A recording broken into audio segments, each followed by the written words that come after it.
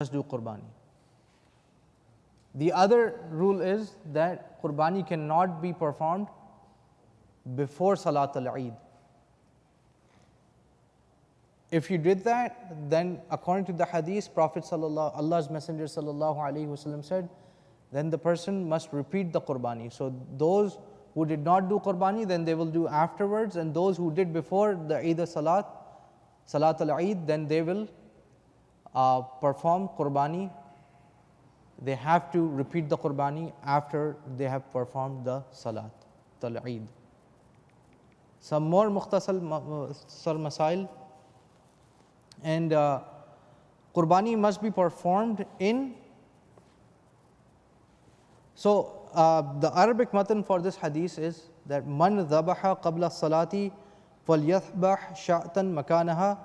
So whoever slaughtered before the Salat al-Eid, then he should or he shall slaughter in its place. وَمَنْ لَمْ يَكُنْ ذَبَحَ فَلْيَذْبَحْ عَلَىٰ إِسْمِ اللَّهِ. And after the Eid Salat has performed, regardless, even if the person performed before it, he must perform qurbani after the Salat al-Eid. So that's the very basic rule. And the other some more masail is that qurbani, it must be done within the time frame of the Ayyamul Udhiyya. That's another masala that must be noted.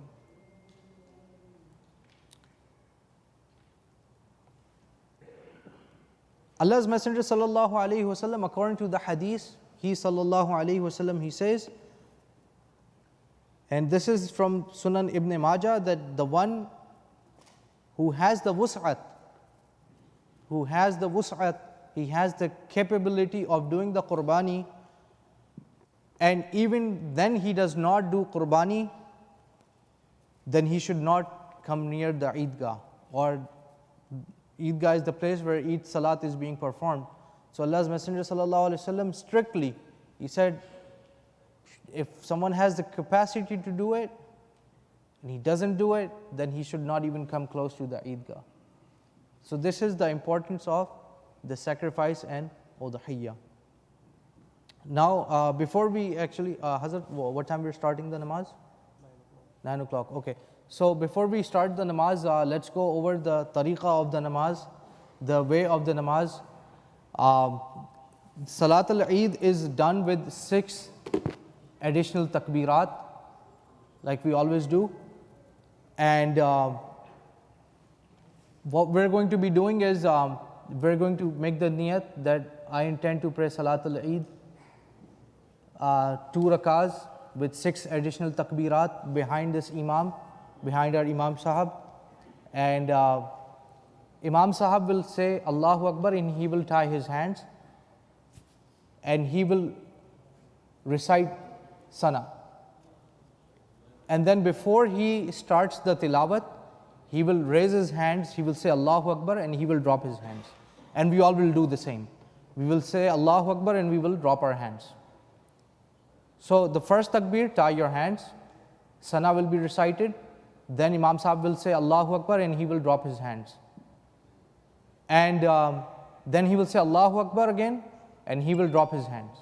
So this is the first takbir after you're starting your salat, and then the second takbir, dropping your hand, third takbir, dropping your hand, fourth takbir, you're tying your hands, and then Imam Sahib will recite. Or the other way you want to say, in terms of the additional takbir, so Imam Sahib said Allahu Akbar, he tied his hands, then he said Allahu Akbar, he dropped his hands. Then he said Allahu Akbar, he dropped his hands again, and then he said Allahu Akbar, and then we're going to tie our hands. And then Imam Sahib will do tilawat, and he will pray as usual. He will complete the first rakah, and then he will get up for the second rakah. And then he will do the tilawat. So in the second rakat, the tilawat comes first, and then when he is done with Surah Fatiha and the tilawat of the surah, then Imam Sahib will say Allahu Akbar. and he will drop his hands. Then he will say Allahu Akbar again and drop his hands. Then he will say Allahu Akbar and drop his hands, and then he will say Allahu Akbar, and then he will go into ruku. Any questions? Urdu میں بھی بتا دوں امام صاحب؟ جی اردو میں بتا دیتا ہوں کہ امام صاحب اچھا کیا کہہ رہے ہیں، کیا کہہ رہے ہیں؟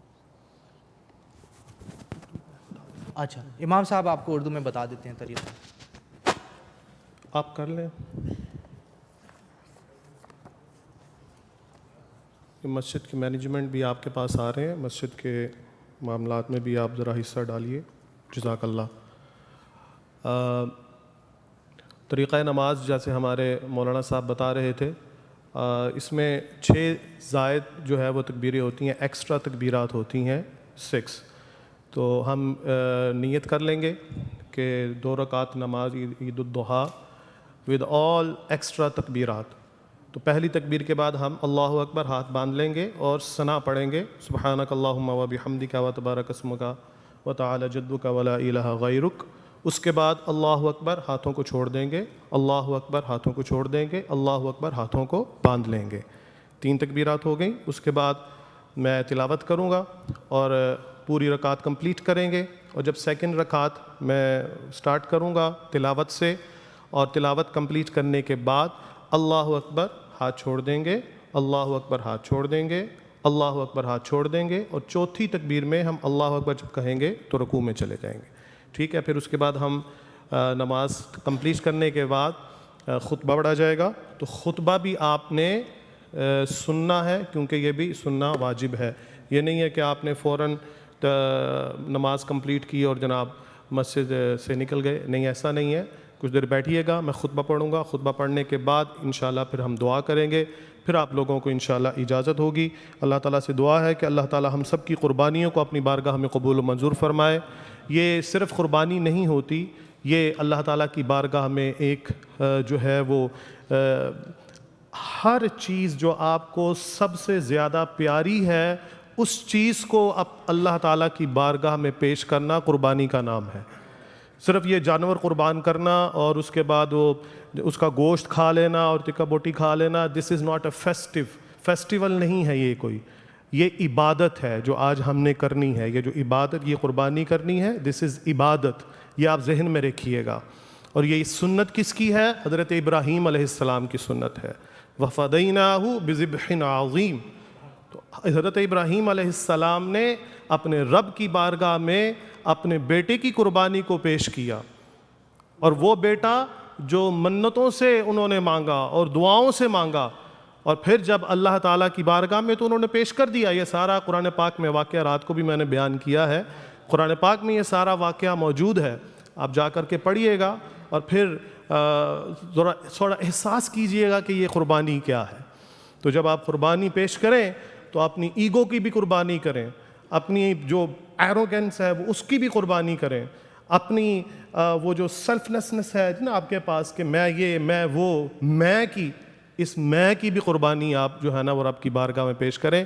کیونکہ ایک ہمارے اندر بھی ایک وہ جو نفس ہے نا، جب اس کی قربانی ساتھ ہوگی نا تو پھر ہماری اصل قربانی ہوگی. اور اسی لیے اللہ تعالیٰ بھی فرماتا ہے وَلَٰكِن يَنَالُهُ التَّقْوَىٰ مِنكُمْ، کہ یہ جو جانور ہے یا اس کا جو خون ہے یہ میرے تک نہیں پہنچتا، لیکن وَلَٰكِن يَنَالُهُ التَّقْوَىٰ مِنكُمْ، تمہارا تقوی جو ہے وہ مجھ تک پہنچتا ہے. اللہ تعالیٰ ہمیں قربانی کے فلسفے کو سمجھنے کی توفیق عطا فرمائے.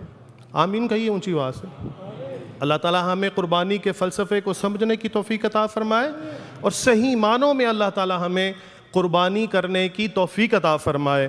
اپنی ایگو کی، اپنی ایروگنس کی، اپنی وہ اس بری چیز کی اللہ تعالیٰ ہمیں قربانی کرنے کی توفیق عطا فرمائے جو ہمیں اچھے کاموں سے روکتی ہے. اللہ تعالیٰ عمل کی توفیق عطا فرمائے. آپ صفحیں درست کر لیجئے اور پہلے جو ہے وہ فرسٹ رو کو پہلے کمپلیٹ کیجئے. جیسے جیسے پیچھے جاتے جائیں پھر انشاءاللہ جو ہے وہ نماز